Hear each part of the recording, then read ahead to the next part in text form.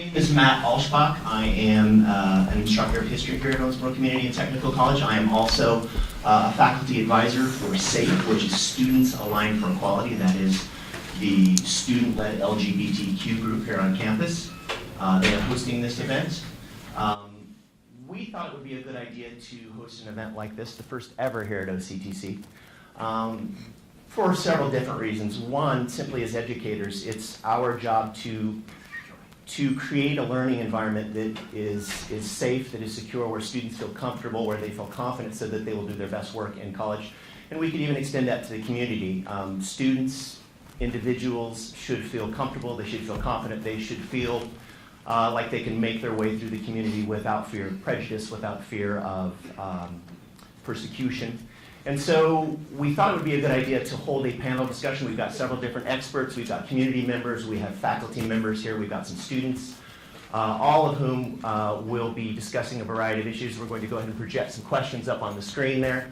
We're going to allow about 5 minutes per set of questions, about 5 minutes per set of questions. I'm also going to let each panelist introduce himself very briefly. But I just want to say welcome, thanks so much for coming, and I'm going to go ahead and hand it off to Dr. Ed Morris to start the introduction. Okay, can you hear me? I'm supposed to get a microphone? Okay, well, I'm Ed Morris, and I teach psychology here at the community college, and I'm also a licensed psychological practitioner, and I'm here to talk about this interesting subject, and hopefully you've got some specific questions that I can work with you on. Hi everybody, my name is Sunny and I'm the president of SAFE here on campus and I'm a student. Hi everyone, my name is Dora James. I work for the Fairness Campaign. Fairness Campaign is a statewide LGBT rights nonprofit and it's based in Louisville, but I work remotely from Bowling Green. I lead the Bowling Green Fairness Group and then the Owensboro Fairness Group, and my parents live in Owensboro, so all my laundry gets done in Owensboro. My name's Barb Tipmore, and I'm Director of Counseling Services here at OCTC. Hi, I'm Charles Boatler. I go to church with Barb, and I serve on a committee, OWAC, with Matt, and so that's why I'm here. But in addition to that, I'm a retired judge from Hopkins County. I was a district court judge and circuit court judge, and then senior status judge for almost 30 years. And my name's Barbara Wolford. I'm here because I was invited as a mother of a homosexual son to give my view. I'm a member of Open Door Unitarian Universalist. I'm very glad to see us well represented today, and that's how I got involved in this social justice issue.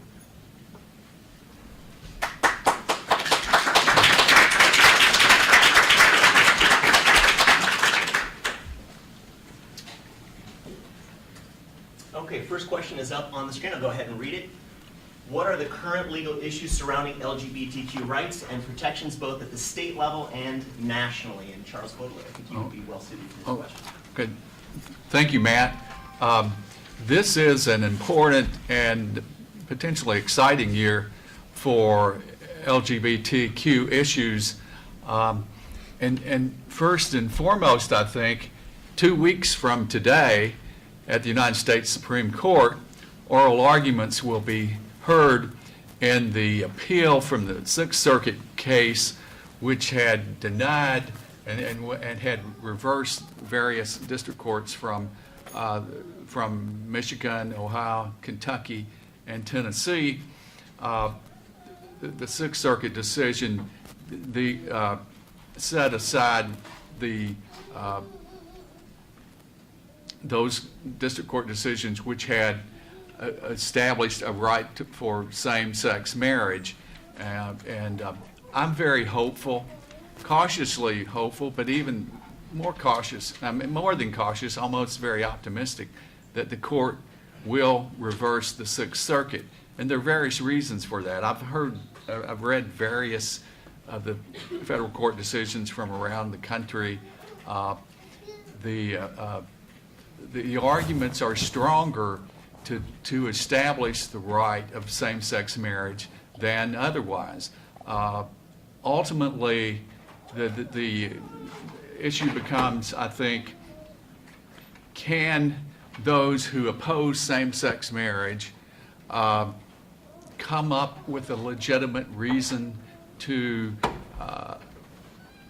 a reason that offsets the 14th Amendment due process and equal protection rights to same-sex couples to get married.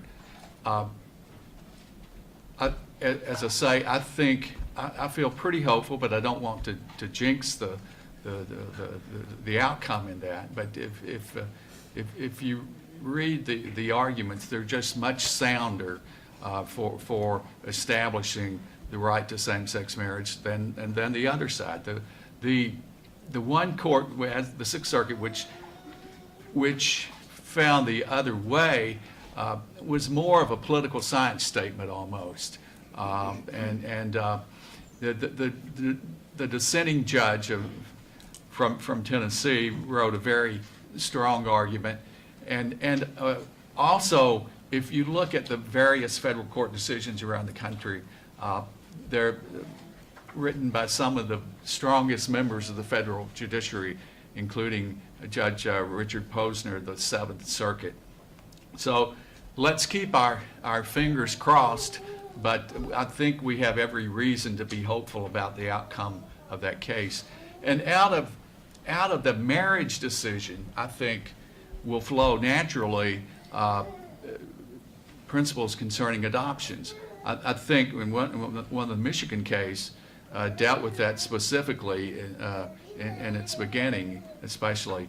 But the language of our statute in Kentucky is such that if the Supreme Court of the United States establishes a constitutional right to marriage by same-sex couples, then the next it would be impossible, in my opinion, to prevent adoptions by gay couples in Kentucky, and probably, well, and really in all the states. I'm sure that would be the natural result of that. And that's an important consideration, because I think many children are adopted or in homes of same-sex couples.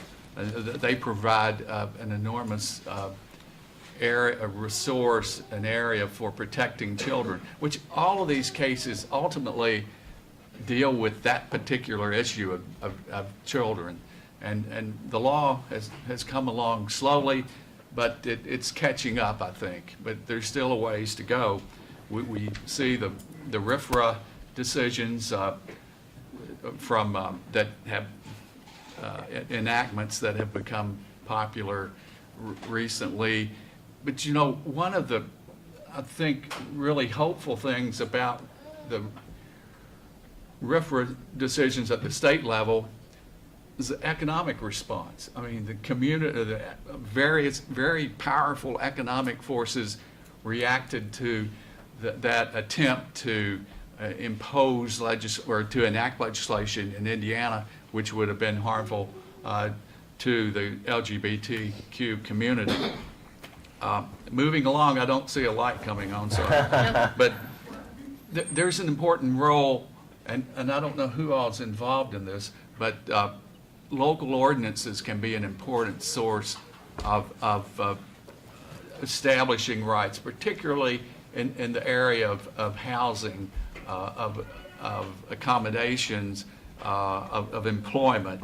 And I don't know the exact status of Owensboro, but in many ways I think it will be easier to find success at local community levels than it will be at state legislatures around the country, because there's such, Kentucky's not unique in the hostile partisanship that exists at the state levels and at the federal level, the United States level. Charles, I got to move you forward. Okay. Thank you, I appreciate Thanks. it. Next question, sexual and gender identity, is it biological or environmental? And then a follow-up, in your opinion, do people know their orientation and gender identity from childhood? This is a question for Dr. Morris. Well, that's the question, isn't it? A lot of people are interested in this, and it's actually, the question is sexual and gender identity, which is really two questions. Sexual orientation is separate from gender identity. But the real question about biological or environmental is always the question that comes up, when we have psychology classes, nature versus nurture, controversies, and so on. And just like in most cases, the answer is pretty simple. We don't know exactly. We don't know exactly which it is or which is more important or things like that. But certainly they are both involved. You can't have, and there can be no experiments or any other kind of controlled studies or anything to fully go into research on this where you are totally looking at just biological factors or only environmental factors. They interplay. We don't even know to what extent there are biological and genetic factors that are keyed to environmental factors, for instance. So the long answer is, certainly that we don't fully know everything we'd like to know about what determines sexual orientation. And it doesn't matter whether you're talking about, gay or straight. You're talking about what causes a person to have those kinds of feelings about for sexual partners or whatever. And we don't fully know. We know that there are many biological factors, and it certainly has a lot of the markers for many of the biological characteristics we have, things that occur early in life, things that are affected by hormones, things that we see in all cultures, things that we see in other animals, the lower animals and evolutionary chain. So what is it that determines whether it's biological or environmental? It's really hard to say. But we know there are both factors. Certainly, research has gone on and on about this and looked into everything and as much as we can explore those kinds of things. And we still don't know exactly what determines sexual orientation. And I'm not talking about any particular sexual orientation. We don't know what determines exactly the avenue by which sexual orientation or gender identity, which is a separate issue, but the same answer. The clear thing is that hardly anyone experiences it as a choice.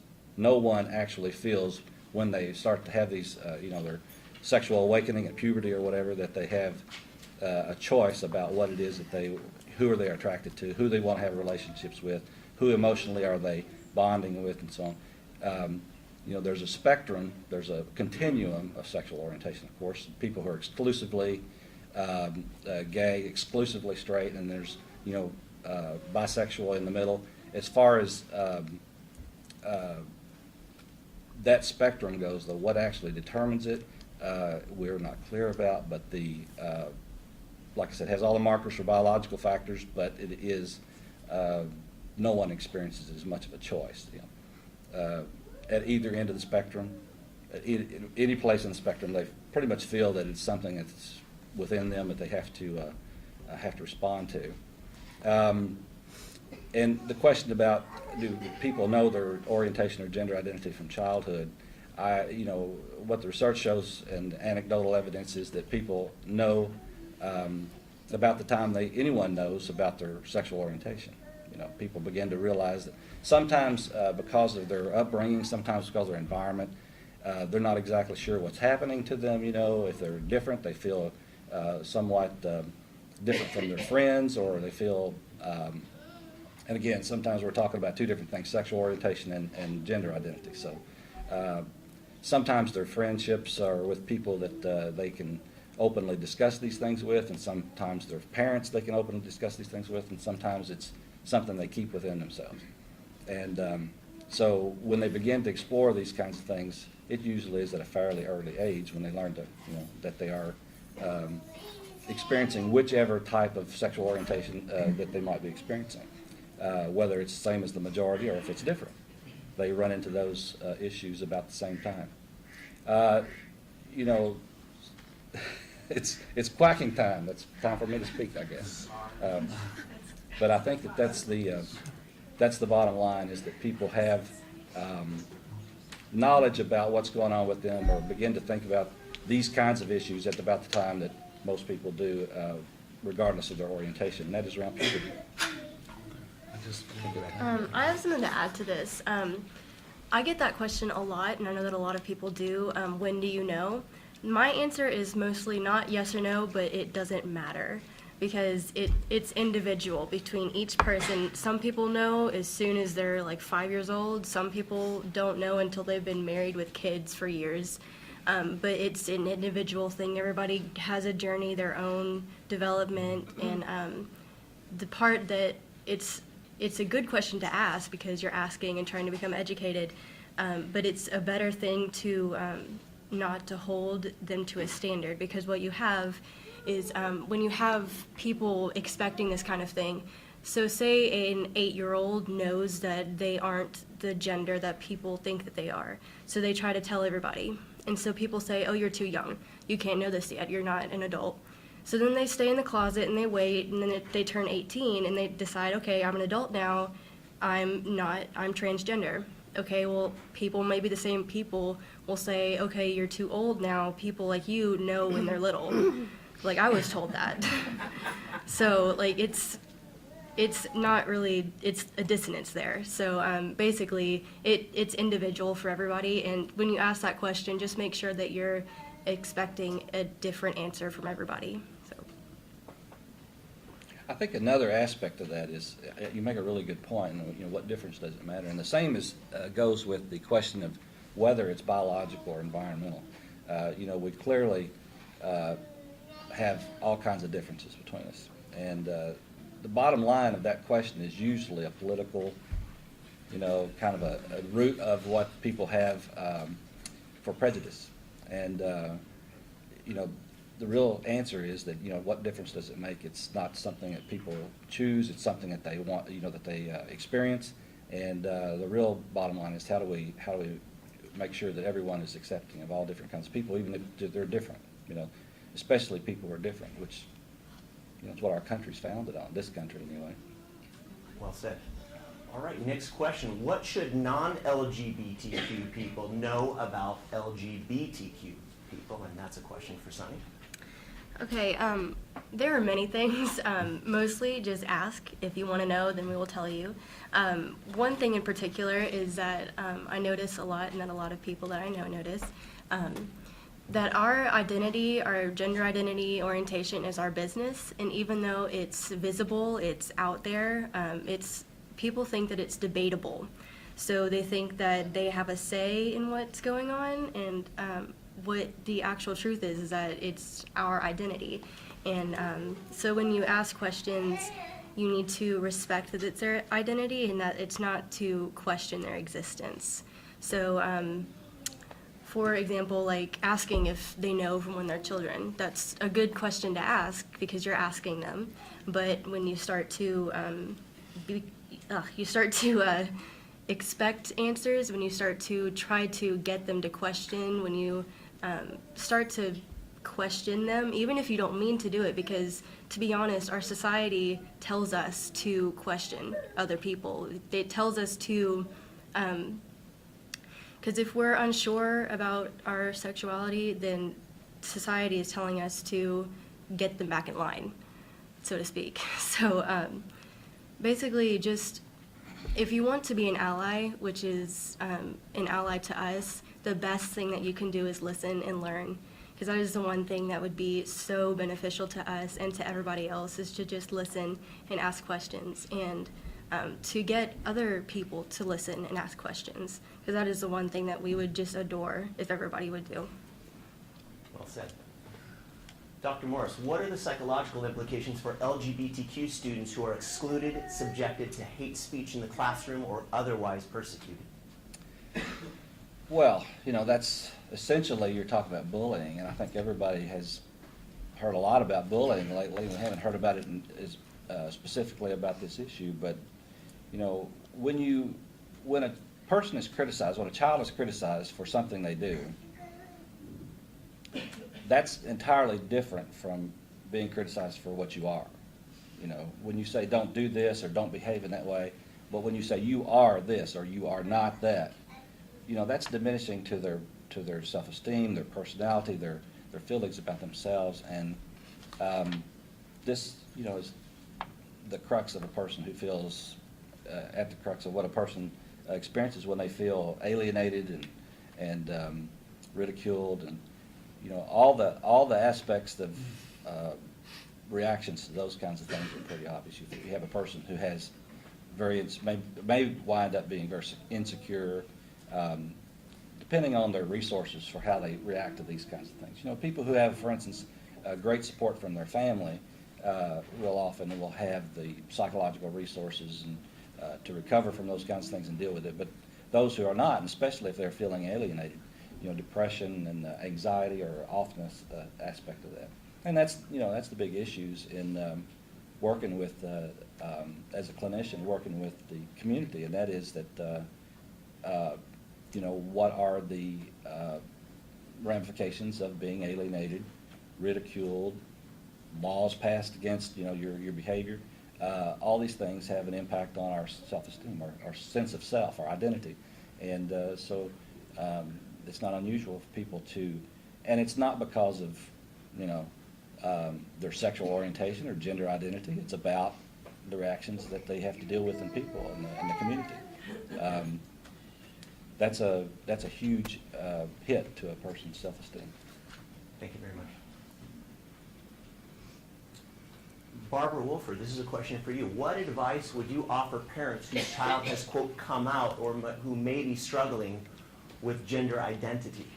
And then there's that follow-up there. What challenges have you faced personally as a parent of a son who's openly gay? Well, my oldest of 3 sons, Charlie, came out as a gay man when he was in his early 20s. He lived with a man, and he wanted to be open and truthful about their relationship. And even though I'd suspected he was gay for quite some time, his actually saying it made it official. My son is gay. And I can honestly say that fact did not make me love or admire my Charlie any less. And all of you all who know Charlie, and you all will meet him tomorrow, he couldn't come today, will understand what I mean by that. He's witty, intelligent, good-looking, just a good guy. And there's no way I could, or anything he could ever do or say that would make me love him less. But it did make me sad. He'd not have the heterosexual life that I had envisioned for him. Instead, he would sometimes face hostile and judgmental society in which he lived. That would include groups that preach hellfire and damnation for homosexuality. Some think as well that it is fine to pass discriminatory laws to oppose fairness or to oppose fairness ordinances in the name of religious freedom. And others just cast a condemning glance at him when he just wants to hold the hand of the person he loves in public. So, I also want to say, I do agree that counseling, the proper counseling, would be very helpful. But I think that the doctor at the end of the table would agree with me that this therapy called conversion therapy is not appropriate. Homosexuality or gender identity is not something that's supposed to be cured. So what's my advice to parents of LGBTQ community members? And what have I learned along the way? Please realize that your child has shared something very precious and significant with you. Thank God I didn't have to talk to my parents about my sexuality in my early 20s. I don't know about you.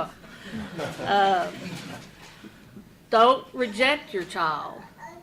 He or she needs his emotional support now more than ever. Number 2, realize that the total person is much more than sexual orientation or gender identity. I think our one-dimensional labels often hurt and sometimes destroy people. Number 3, likewise realize that homosexuality, in my opinion, is not a lifestyle choice. It is not a sin. And finally, as Paul states in the Romans in the Bible, nothing can separate us from the love of God. And in my opinion, I firmly believe nothing should separate us from the love of each other and ourselves. And that's It,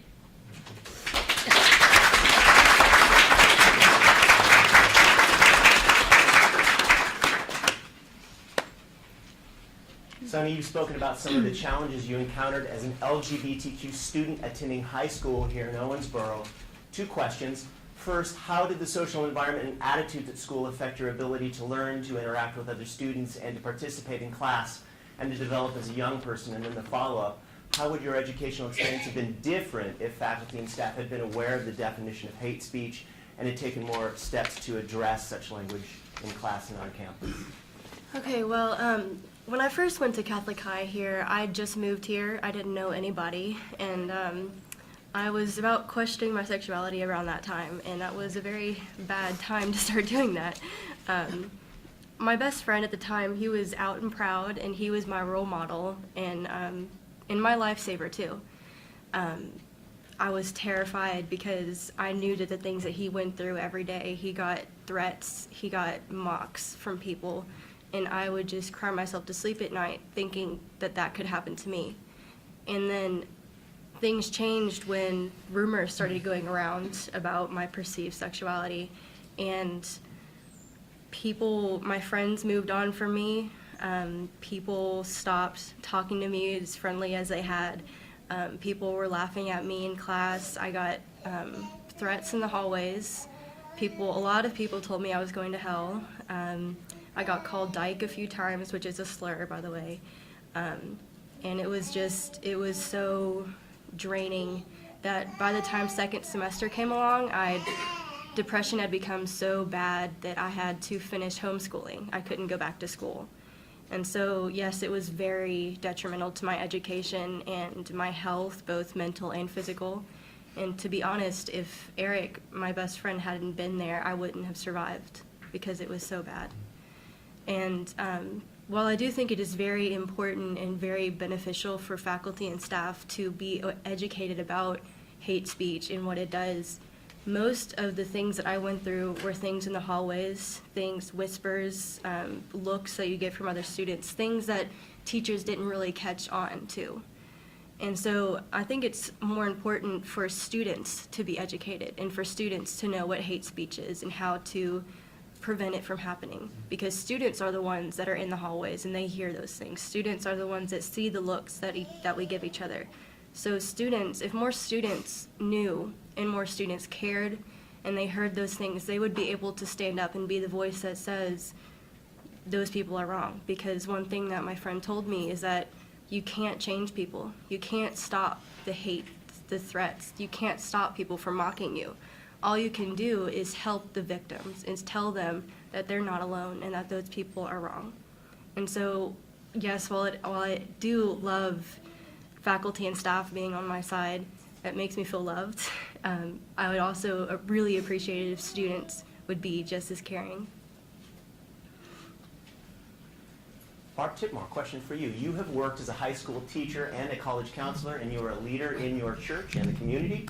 What challenges have you encountered working and worshiping in Owensboro, if any, and how did you overcome those challenges? And then a follow-up, what advice would you offer LGBTQ students struggling with gender identity, exclusion, or even persecution on campus and in their communities? And then, of course, are there support services that students and that people should know about? Wow. 5 minutes. The fine print. Well, times are different now than they were whenever I started my professional career, thank goodness. I had not been out publicly throughout my career. However, I've been very blessed to work with very compassionate and caring and supportive individuals that allowed me to thrive professionally and also personally. However, before I started working here at OCTC about 13 years ago, if you're not out, you can't be yourself. If the climate is not fully accepting, you're not going to reach your full potential. And, you know, here at OCTC, again, I've been very blessed to work in an environment. The climate is very accepting, promotes diversity in all areas, and as a result, you know, I've thrived professionally, I feel like, and then, you know, have gotten very involved with different aspects of campus, which I just feel more open to do so. I feel more able to be myself here at OCTC. So being accepted allows you to just, I guess, come out just in a lot of different areas, not just in terms of, you know, sexuality, but just in terms of your overall humanity.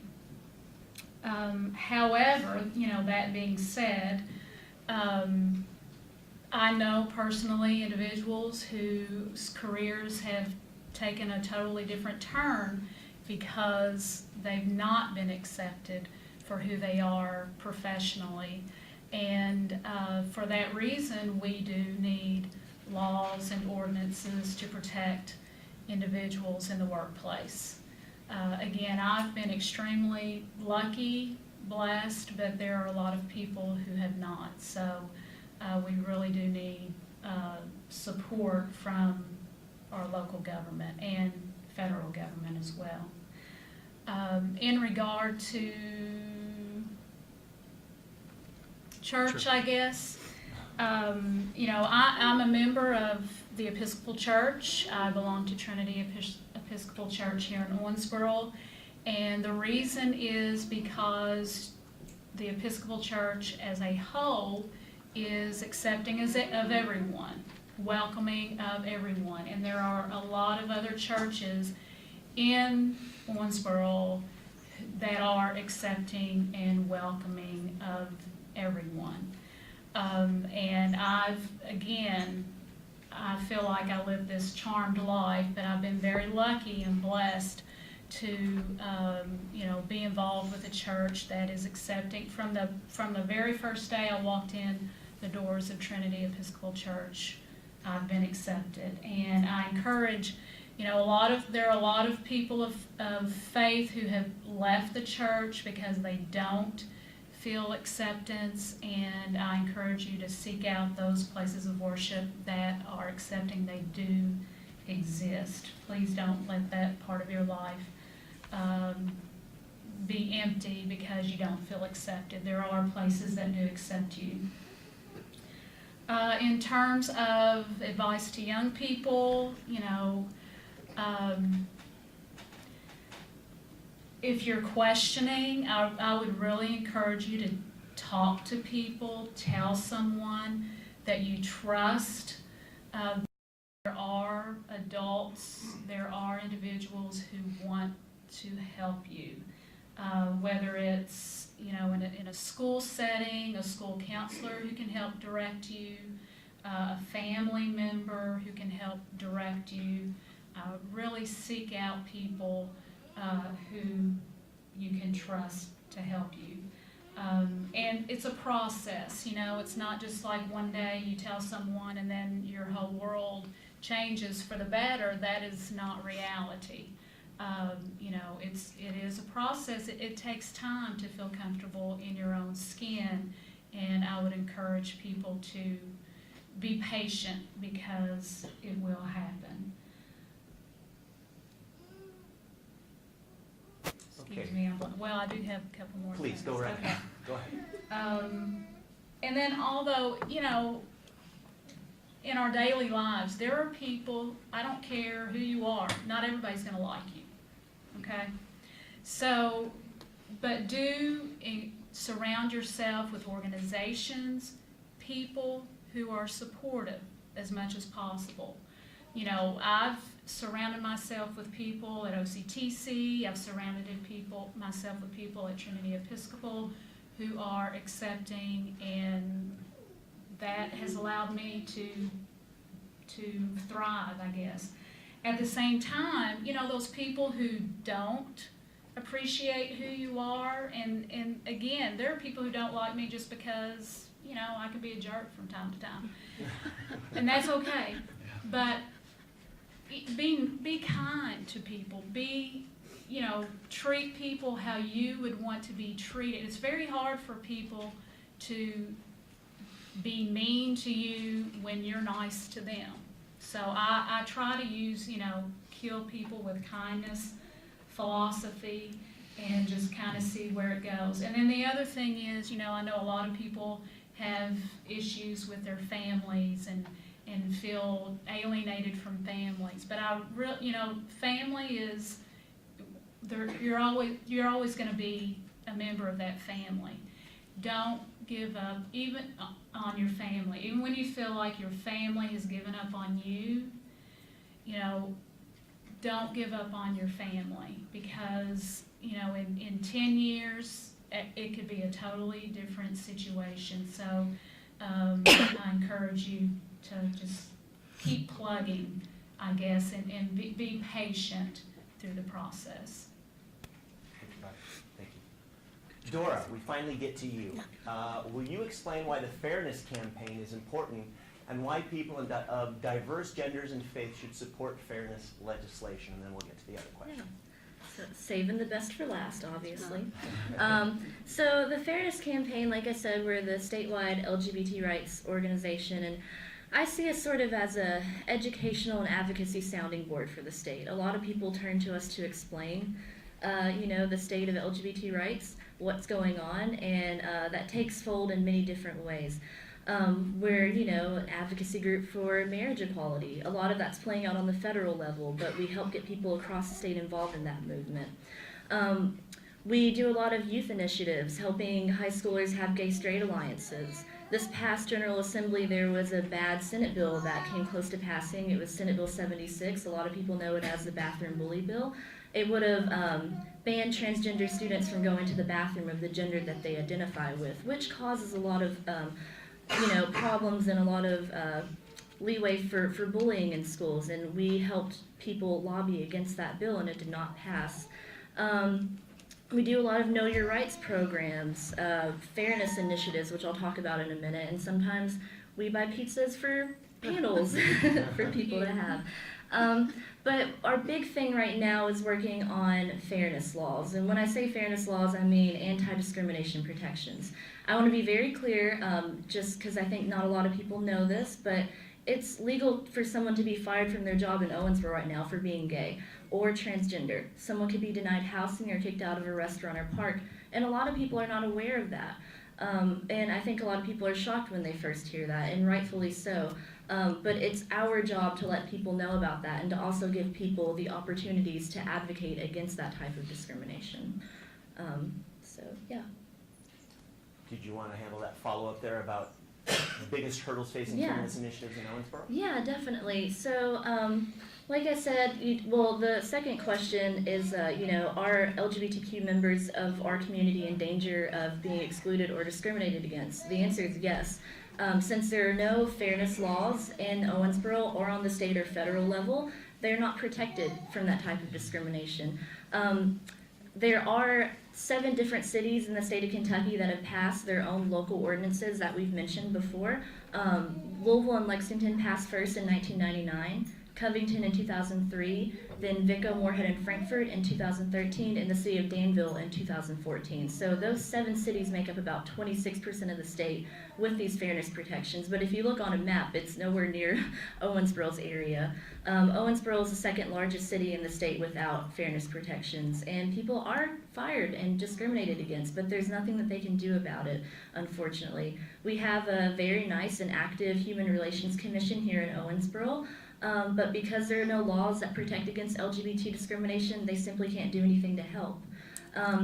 So I think the biggest hurdles for fairness initiatives in Owensboro is just lack of education. I think things like this very much so help that issue. We've been, you know, advocating for fairness in Owensboro since December of 2013. That's when the group formed, and it's a group of community members and students. We meet here once a month.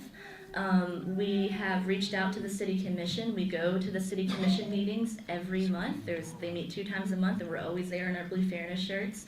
And at first, the city commission seemed very interested and open to it, but they got a lot of backlash from people. And if you paid attention to the Messenger Inquirer and the Reader's Rights section, there were a lot of people writing things about fairness laws, saying that, well, if we pass a fairness law in Owensboro, pretty soon we're going to have bestiality and incest on the books too, right? Like, that's totally not related at all. And I think, just having public education programs like that and talking to people and explaining to them what the law actually means helps that type of, ignorance surrounding the issue. A lot of people use the slippery slope type argument, which I just had an example of. If we have fairness, we're going to have bestiality, which, like I said, not related, not the same thing at all. So I think, also empowering people and letting people know that you can make a difference and you can have an active role in advocacy for your community. That also helps forward this movement. It's people like you sitting here that have the power to make positive change within your community, that have the power to talk to your local elected and let them know what's important to you. You don't have to be super schooled on the subject or an expert. You just have to care about something. And also, if you are passionate about something, if you want to get involved, just don't sit around and wait for someone else to do it for you. It takes people with initiative that are willing to, step forward and do this, and then others will follow. Thank you.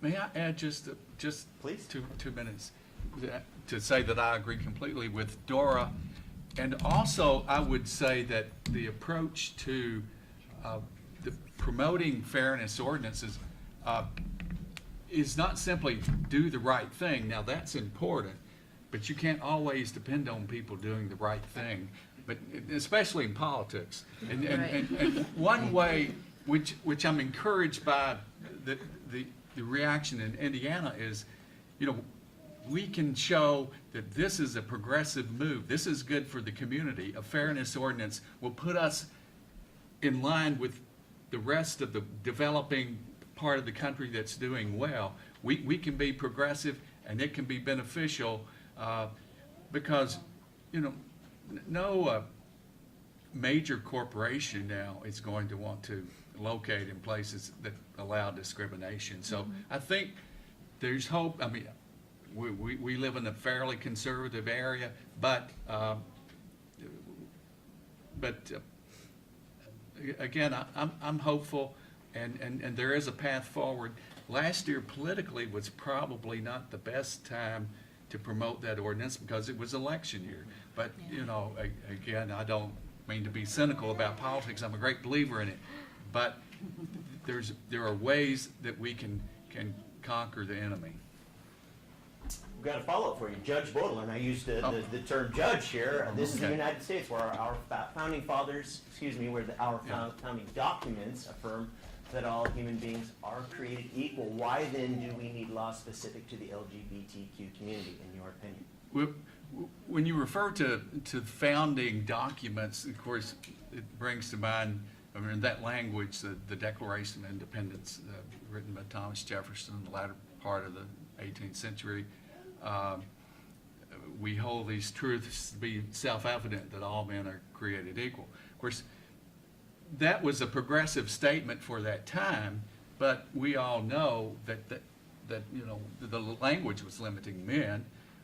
It probably only really included white men of substance, but it's a profound statement of that's something that is aspirational.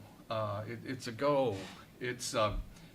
But it's not the type of document that one would normally go into court. I think our good staff attorney for Judge Taylor here would agree with me that a lawyer will not likely be successful by saying, well, it says here in the Declaration of Independence so and so.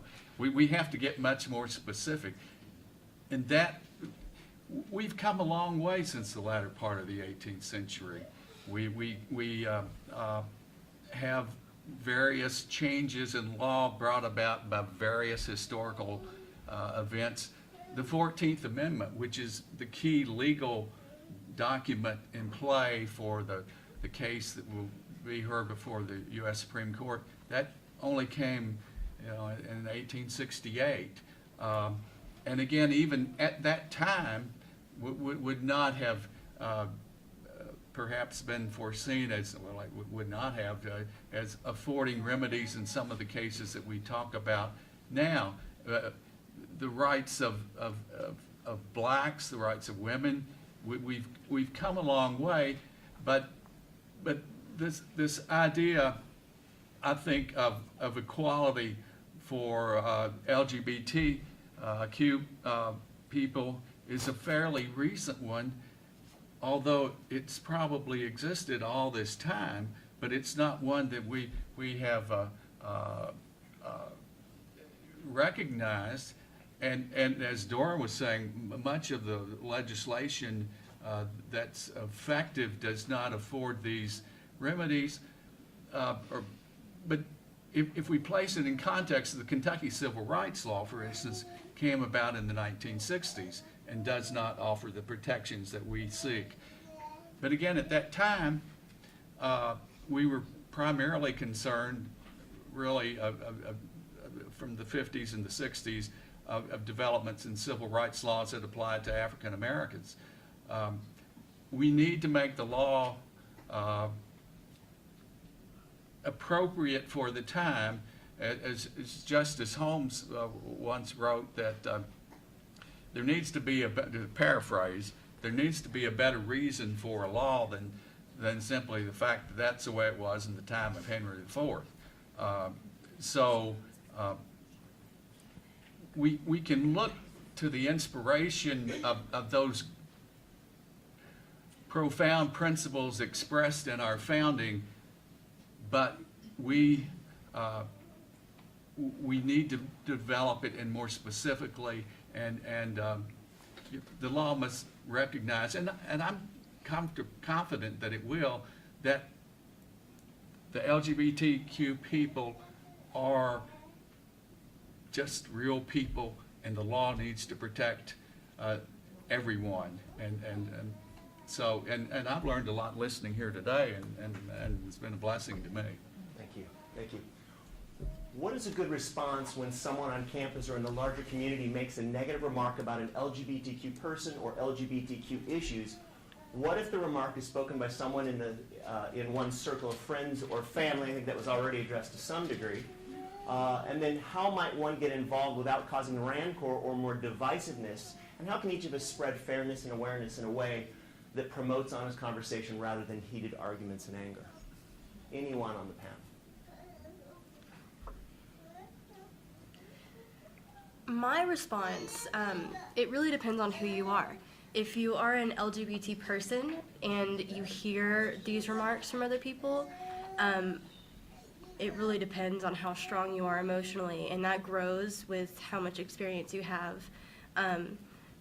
One thing that my friend taught me is to have pride.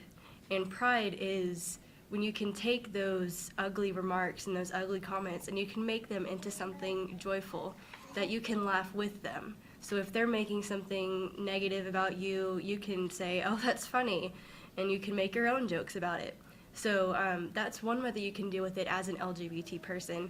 If you're not, and you hear someone saying those things, the best thing to do is to, if it's just in a conversation, you can keep it lighthearted. You can keep it just, you can say, oh, hey, that's not cool, or you can maybe make a lighthearted joke, or you could do something to make it, to call them out in a way that's not argumentative. Now, if they're being extremely rude and if they're getting angry, then you might want to tell them, okay, we need to calm down and not talk about this, or we need to maybe not talk so mean about those people.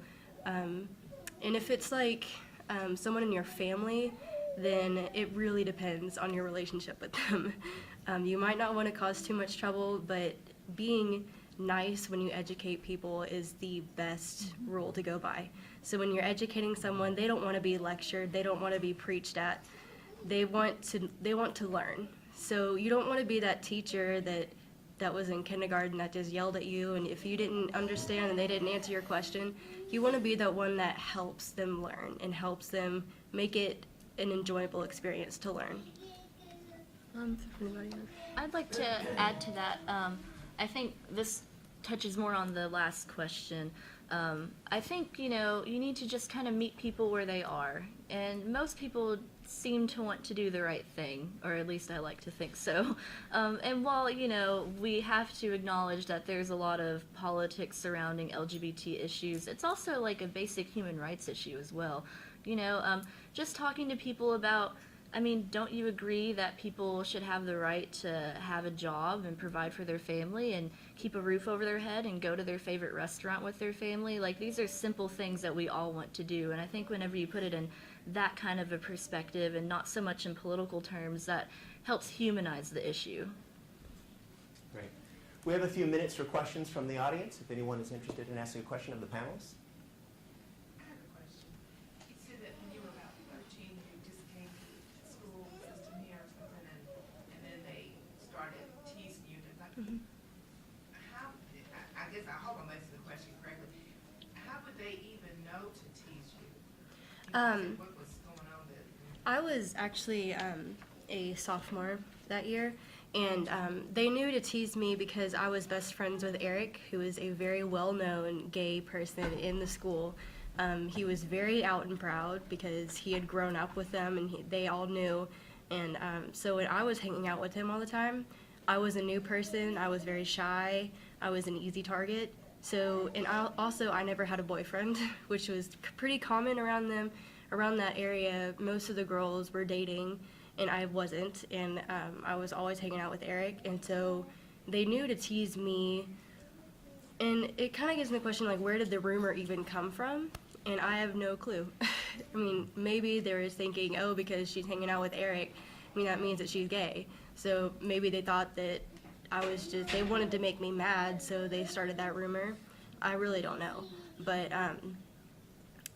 pretty much I was just hanging out with him, and so it does also affect the people that are around you a lot if you're someone like Eric who is out and proud. So. Question right here. I have a question for Barbara, I guess, or anyone else that knows about this, but your extended family, when they found out, for instance, that Charlie was gay, if they were associated with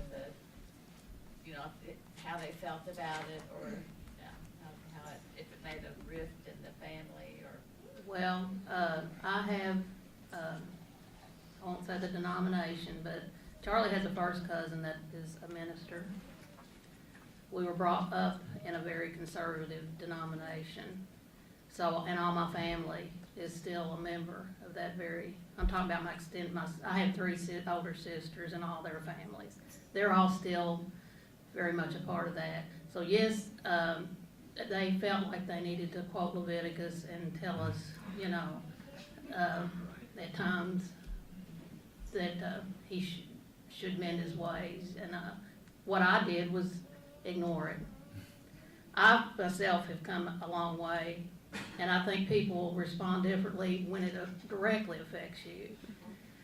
And also, I had 2 sisters that then sent me letters apologizing, and saying, don't take it to heart. But that was sometimes I think silence is the best thing, and I just ignored it, and it worked out.